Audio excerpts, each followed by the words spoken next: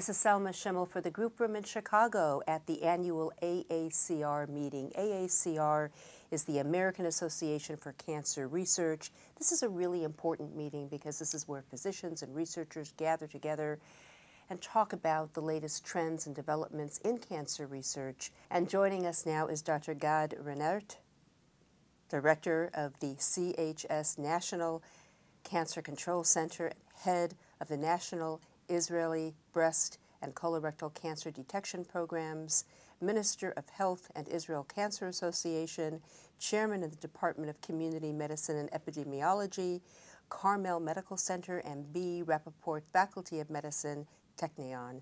Those are a lot of titles. Yes, that's what happens when you work in a small country. You end up having a lot of hats. Dr. Rennert, had we not had the development and understanding of the human genome and the Human Genome Project, where would we be right now in pharmacogenetics? It's hard to tell. Medicine was doing fairly well before the Genome Project was finished. Nevertheless, we're trying to do better at all times. Okay, so life expectancy has grown over the last 50 or 70 years all over the world without genetics. Now, genetics is supposedly going to take us to a better place where we will be able to probably achieve higher life expectancy and, not less important, also higher quality of life in the process.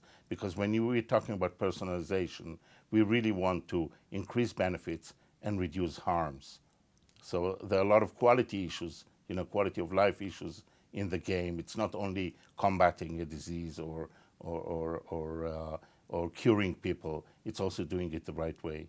Patients are now very familiar with this term targeted therapy, and they go in, they're diagnosed. We can use lung cancer as an example where they may do a series of tests to see what mutations you have, and then they choose the therapy that responds to that mutation. Breast cancer, ovarian patients with this BRCA mutation. Could you elaborate on that and explain what goes into our understanding of one's genetic background and how that impacts the development of these drugs, and then what happens when you try to tailor and match the right compounds for that person's mutation? There are actually 2 or 3 different levels where we can use genetic or expression of genes information to do better medicine. So one is all these genes that are associated with risk. Our idea is to identify, to be able in the future to identify people who are at a higher risk for disease. The mention of the BRCA genes, for example, with regards to breast and ovary syndromes, are a good example of that. Our work on prevention will also be based on genes of risk. Okay, so that is one level of association between genes and what we can do about them. The second level is really try to identify genes that are relevant for certain diseases and are driving genes in the tumor tissue. So these are not genes we're born with. These are genes that undergo changes in the tumor as it grows. Now, targeting these genes with new, what we call today biological medications, is another way to deal with a specific tumor that a specific person has. So the example you gave of lung cancer, for example, is again, if you have a lung cancer, and if this lung cancer is an adenocarcinoma, then 15% of these will be EGFR positive. They'll have this specific gene. 5% will be ALK positive. They'll have a specific other lesion in the tumor. The rest of the people, the other 80%, will be non-ALK, non-EGFR, but 30% of them will be with a positive KRAS, 5% with a positive BRAF, et cetera, et cetera, et cetera. So in a sense today, as opposed to, let's say, 10 years ago, when somebody showed up with a metastatic lung cancer to his oncologist, at the time in the past, he would get first-line treatment, whatever it was. Then if he failed, second-line treatment, etc. today, if he shows up at the oncologist's office, the oncologist will immediately order this set of genetic tests and say, okay, if you are EGFR positive, then you're actually suitable to be treated with a certain medication, panitumumab or whatever. If you're ALK positive, you're entitled to, I mean, not entitled, you have a good chance of responding to a specific drug that only 5% of the patients can have, because all the rest will not respond. And this is called crizotinib, and et cetera, et cetera. So you actually, 10 patients in the same doctor's office with the same medical problem at the same stage of the same disease could get 10 different regimens of treatment. That is a fascinating part of biological treatments responding to the genetic changes in the tissue. That is, again, not what we come to the world with. These are different, these are somatic changes. And we have the germline changes, which we care about, and actually mostly talking about, pointing at a risk of disease and means of reducing that risk. Why is it that some of the cancers that are genetically based respond so beautifully and maybe even have better clinical responses than the ones that are not? Okay, it's a very interesting question, and actually we ask ourselves the same question. There is a notion in the field that if you carry a bad mutation, on one hand, your odds of getting a disease are higher, but on the other hand, your odds of getting out of this disease are also higher. So a typical ovarian cancer patient who is a mutation carrier will have up front a much better prognosis than an ovarian patient diagnosed same stage, grade, and everything, histology, who is not a carrier. We think that some of it is in the mechanism that caused the cancer to occur up front. So if there is some DNA repair capacity deficiency, okay? So the gene defect causes you to not be able to repair DNA defects that occur in our body extremely frequently. And we're very good at repairing them. So you only need to miss one of them and a cancer cell develops, okay? Now, what do we do with this cancer cell? We attack it with chemotherapy. What do we want to achieve with the chemotherapy?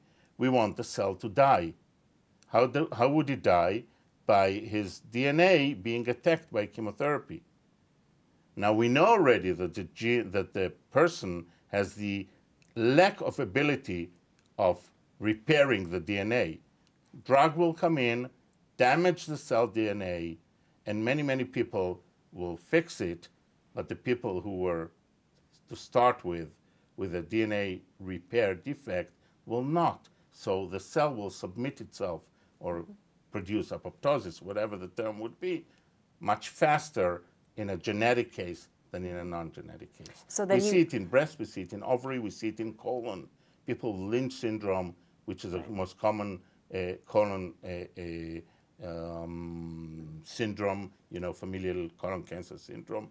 Again, these people fare extremely well clinically after being battered over and over again with new cancers. So in a way, what you do is the chemotherapy, like if it's an alkylating agent or something, will damage the DNA, and then the PARP inhibitor or whatever therapy you may be using, by damaging the DNA, I imagine that it then becomes more receptive to this new biologic therapy, and it works in sync. Because for breast cancer, we don't have biological therapies yet. I mean, yeah, you can call Herceptin. You can say that Herceptin is an anti-HER2. Right. So, and HER2 is usually not a big issue in BRCA carriers. But overall, conceptually, this is it.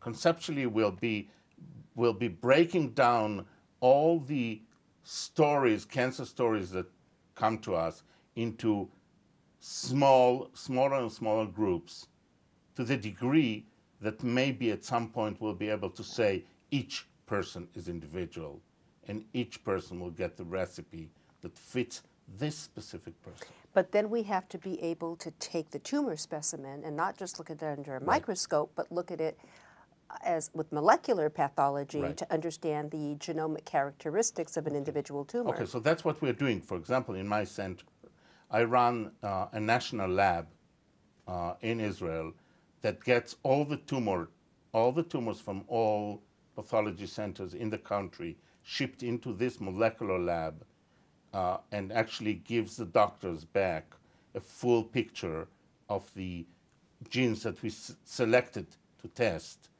and enable the doctor to actually then go and say, okay, we go with you this way, we go with you that way. So that is already routine. It's pretty amazing. The translation time is cut in an unbelievable way. You know, crizotinib for ALK mutations or rearrangements was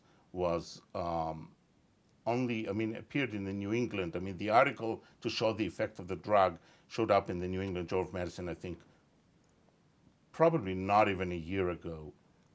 And here we are already doing the tests, already providing the drug, already doing, I mean, this is really going fast.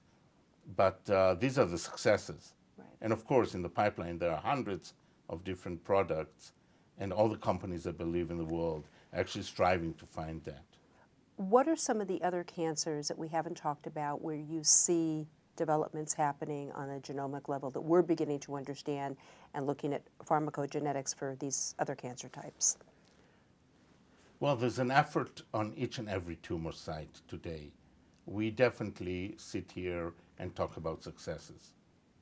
And we have not reached that level of success with some very bad tumors such as pancreatic cancer or brain cancer, etc. It's not that we don't know some of the genes, at least, that are involved. Yeah, because the BRCA mutation can impact prostate and pancreatic? Well, the BRCA2 mutations, the BRCA2 mutations, have some association with prostate cancer, mostly in the non-Jewish population, but it doesn't matter. They also have some association with pancreatic cancer. The story with BRCA1 is much less clear, and even though we've been dealing with it for the last 15, 20 years. But there's tumors where we succeed more. There's tumors where we still have a big gap in understanding. This gap will be closed, but of course. It's frustrating, but it takes time. What about the blood cancers? Not that much genetics involved. Again, they're very specific. Actually, all the the field of hemato-oncology went down in resolution to assigning specific treatments to specific types way before solid tumor oncology did it. But the heritability of hematological malignancies there are syndromes, but they're usually pretty rare. Thank you. You're welcome. Professor Dr. Gad Rennert, who comes to us from Israel, is the director of the CHS National Cancer Control Center, the head of the National Israeli Breast and Colorectal Cancer Detection Programs, Ministry of Health and Israel Cancer Association, chairman of the Department of Community Medicine and Epidemiology, Carmel Medical Center, and B. Rappaport, Faculty of Medicine, Technion. Thank you so very much for spending time with us here at AACR. Thank you, too.